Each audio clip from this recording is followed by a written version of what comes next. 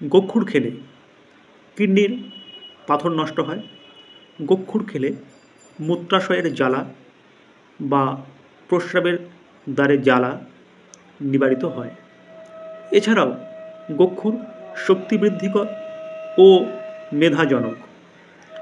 এটা দেখছেন গোক্ষুর, যা ঠিক এমনই দেখতে। এর দুটো কি তিনটে কাঁটা থাকে আর ঠিক তীক্ষ্ণ কাঁটা। এটা হলো গোক্ষুর। এই গোক্ষুর চূর্ণ করেও খাওয়া যেতে পারে, আবার ভিজিয়েও খাওয়া যেতে পারে। চূর্ণ করলে এর একটাই অসুবিধা, এটাকে অত্যন্ত মিহি চূর্ণ করতে হয় এবং চূর্ণ করার পরে ছেঁকে নিতে হয়। তো সেটা যদি সম্ভব না হয় তাহলে এটিকে ভিজিয়ে খাওয়া যেতে পারে। এই গোক্ষুর যদি সপ্তাহে 2 অথবা 3 দিন ভিজিয়ে নিয়মিত রূপে খাওয়া যায়, যে কোনো ব্যক্তি যার কিডনিতে স্টোন আছে সে অবশ্যই উপকার লাভ করতে পারে। অনেক ক্ষেত্রে দেখা গেছে শুধুমাত্র গোক্ষুর খেয়ে তার সেই কিডনির জমা স্টোন নষ্ট হয়ে গেছে।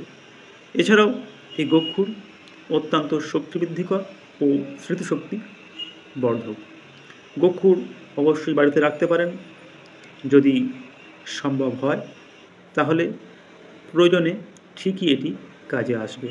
এটি হলো গোক্ষুর, যা একটি প্রসিদ্ধ ভেষজ, যা অনেকেই নাম শুনেছেন। গোক্ষুর এমন কিছু দামও নয়, আপনারা অবশ্যই এটি কালেকশানে রাখতে পারেন।